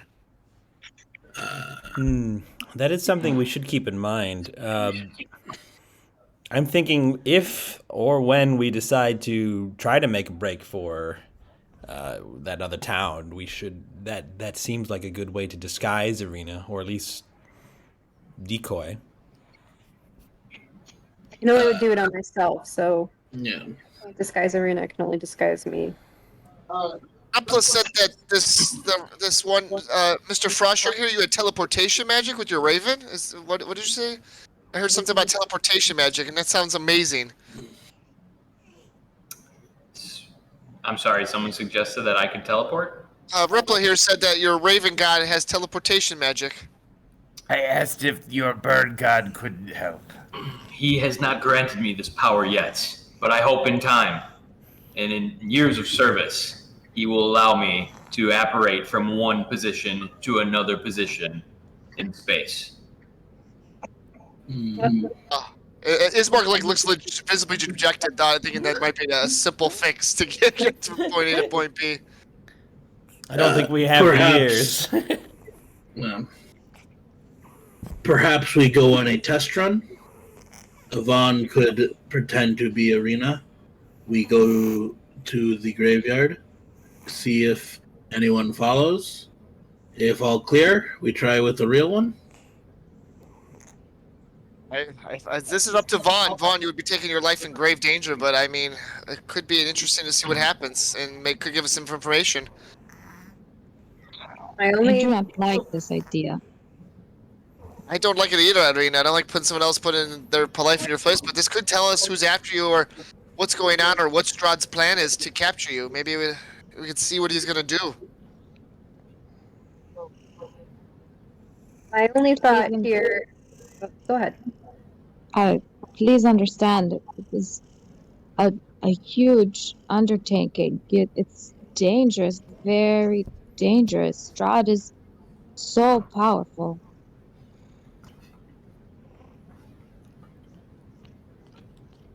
My other information about us doing a test run is that's just 2 opportunities for us to be captured or seen by Strahd.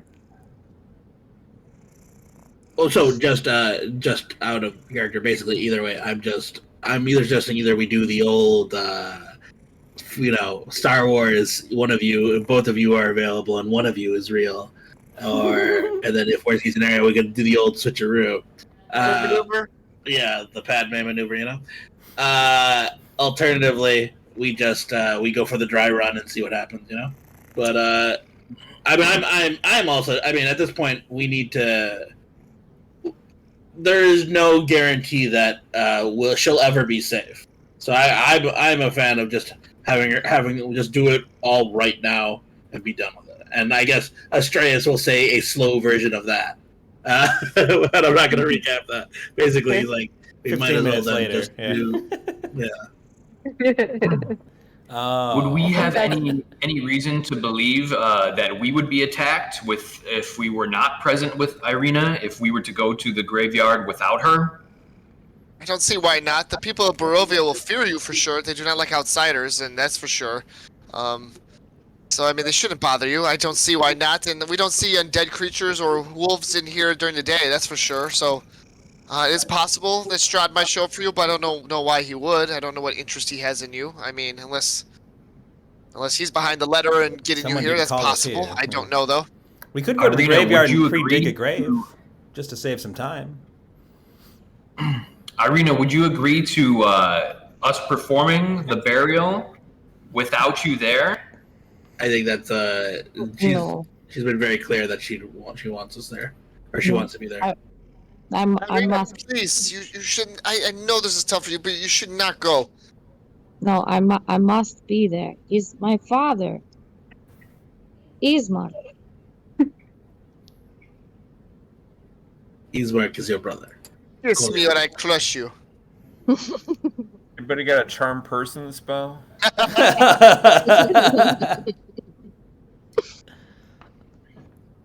I respect your dedication to your father, Irina, and I understand if you would want to be there. How are we planning on getting? I know this is not, it's potentially a sensitive subject, but how are we planning on getting the body to the graveyard? Are we just We do have walking arms. their cart situation? I do have a small. Strahd is very strong. I was gonna say, between the Firbolg and the Goliath, I think we can handle a body. What I'm getting at is there a way that we can bring the body over there And that could also Irina. to conceal the presence of Irina? Put her in the coffin. God, I was just gonna say, what if we weaken it, Bernie's it? I'm down. She's in the coffin. We're just like propping him up, walking him to the... Ismark looks a little dismayed hearing this, but he goes, "That's actually not the worst idea. We did build a makeshift coffin to put the body in, and we definitely have enough wood to build another makeshift coffin. That could be done, and pretty quickly too." All right. I think We don't even need weekends at Bernie's. We just pretend Just like double we're coffin. carrying two coffins to the graveyard. What if we use our friend's ability to dig a long tunnel? We mourn the loss of Irina and bury both of them, but it's actually a double blind, and the tunnel will open to let Irina come back to the house. So, I mean, And as far as everybody's aware, she's dead. Problem solved. You're welcome. but they want her dead. So that's not going to Yes, stop. exactly. So they get what they want, and then by the time they realize it was a ruse, we're long gone. Maybe it'd be smarter to pretend that one of us has died. Maybe of some bad pies. Oh, and then Ismark gets all excited. He goes, "It'd be like one of those action books I read, where all of a sudden you knock out of the coffin and go knock knock, and then just destroy your enemies once they're there. That's a great idea.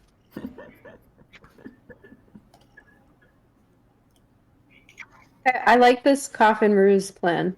Can we get started on building that? Yes, I can get started right away. Do you see as Marky goes grasping tools and he grabs some of the Meldo's spare wood. wood, which is like lying around the house, and he Meldos starts is building right a- on that too. Yeah. Yeah, Meldos do it. Meldos do it. Yeah. Meldos, make a. Trying to think what's a good check for this. I mean, some sort of intelligence check, maybe. Yeah, let's make an intelligence check. I think that's fair. Come We'll on, see how Nico. nice his coffin is. That I'm gonna log off. So just assume that Repla is down for any and all shenanigans. Let's make a good part to stop. You guys can do the coffin ruse next time. I just Okay. finish the roll and yeah, we'll stop here. That's perfect. 17. I mean, you guys don't feel obligated, but all of a sudden, you see Repla curled back up in front of the fire again. He's just really sleepy. Night all. Hi, Alright, Brandon. give me that intelligence check. 17. Okay, so it's a solid coffin that you bang together real quick. No. You can put Meldos is a little- master of tools. Yeah, so you put a little flair on it too. Like it's even got a little flair. It's a decent coffin. Who's going in the coffin? Meldos is ready to carve a name into it. So there is a coffin. They have a basic coffin already built that Arena and not Meldos. It was Mark built for their father, so they do have Yeah. that. So you guys could choose which one goes in which. Maybe we can pre-plan this session so that we have a good plan next session. Yeah, it's So- a good place. Yeah. Good place to stop before you do the ruse because yeah, that's a good place. That might be a good place to stop before you attempt this. Yeah. Uh, So Arena goes in the other coffin and we pretend that she's dead. Is that the... That sounds like a good- I mean, we don't have to say. I mean, it's just. I mean, this is Barovia. I'm sure people will die every day. You don't have to ask any questions, huh? Just bring the coffin, and once we get to the graveyard, we'll open it up, let her, grieve her father. We toss her father into a hole, and then I assume we'll die. But in the meantime, We'll just keep rolling out of town. And then it'll be fine. We'll be fine. No We're just problem. taking this coffin to the next town. I mean, that's the other thing. Should we have supplies ready to go after that, or is there? Yeah. Like, can we buy a car? I don't have money. I gave all my money to Meldos. That's right. I have lots of money. Yes. I So will we give have- you a fair warning. Supplies in this campaign, one, will be hard to come by. This is a land that is not bountiful at all. Also, I'm not going to spend. I'm also not going to spend a lot of time worrying about supplies in terms of just for speed and expediency and the fun factor. But supplies will be a rare thing somewhat in Barovia. But yeah, again, basically all I was looking for was like a cart. Not a nice carriage from Storm King's Thunder, but Yeah, no, exactly. You'll find that literally stuff. But yeah. Say, can we pretend that I have a lot of arrows?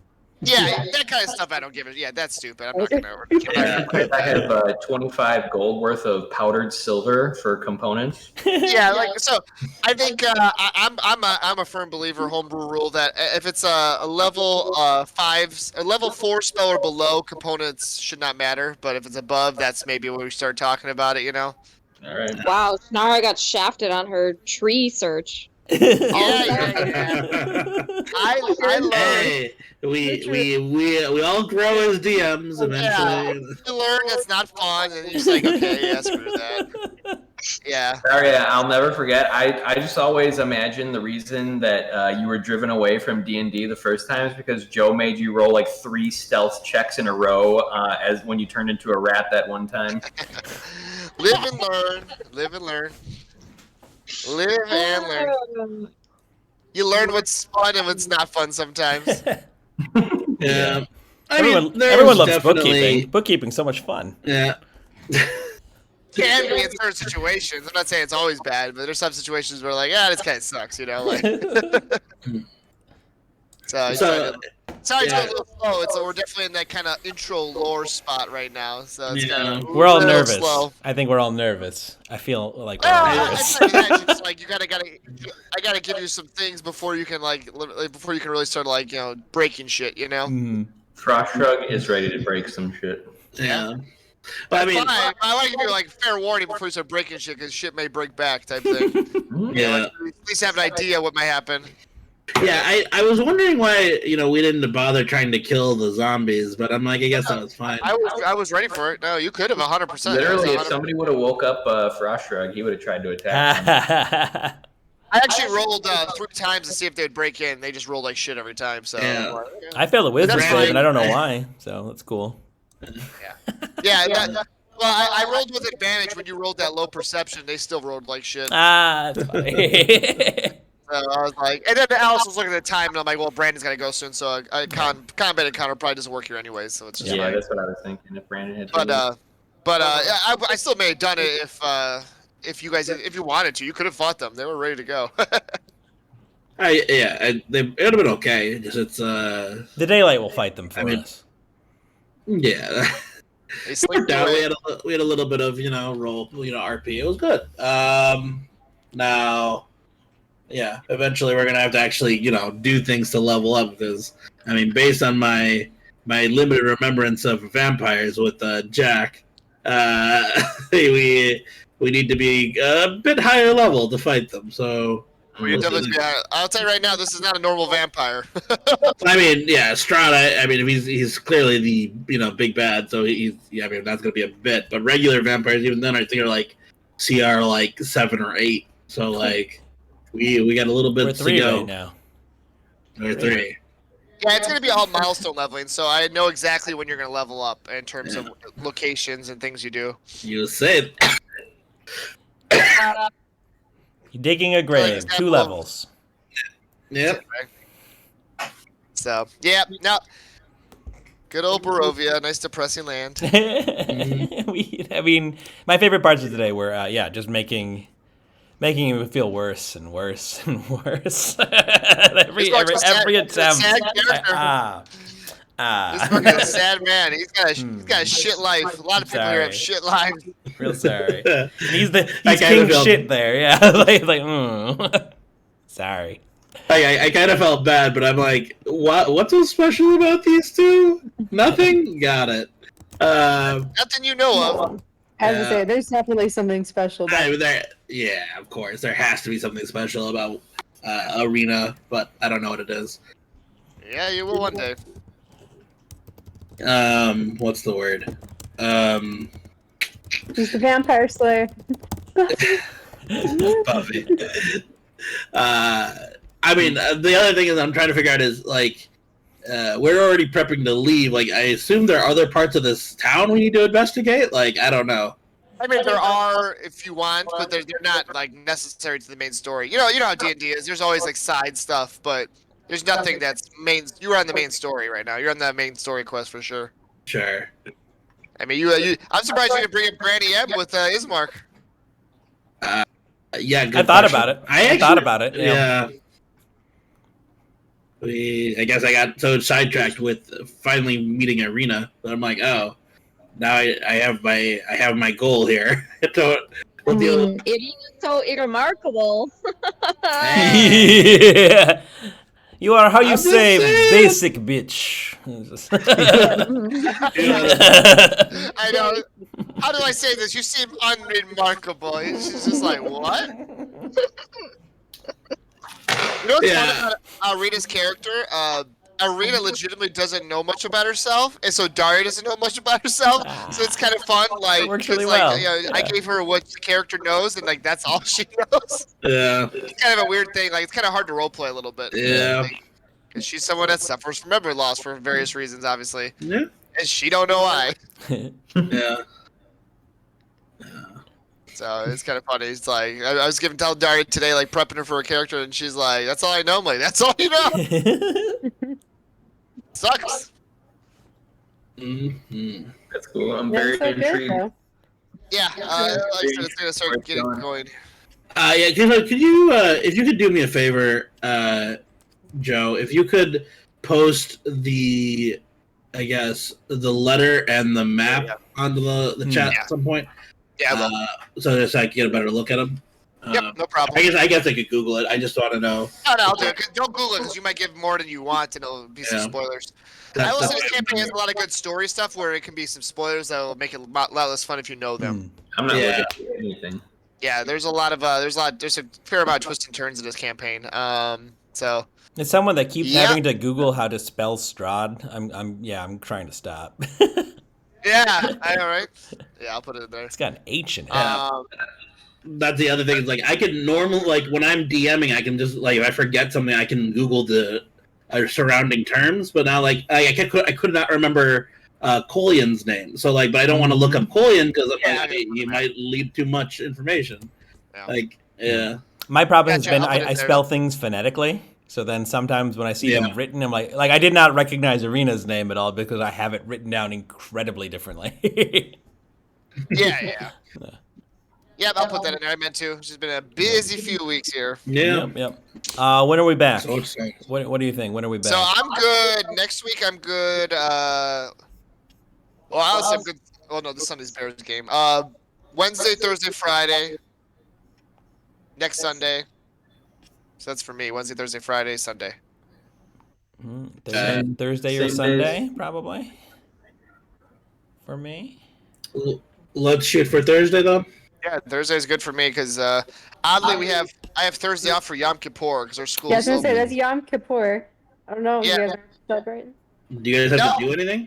So yeah, it's funny. Our school district, HF, Homewood Flossmoor, used to have a large Jewish population, so we still have a bunch of Jewish holidays off in our district. Nice. Because like no Jews left in our district.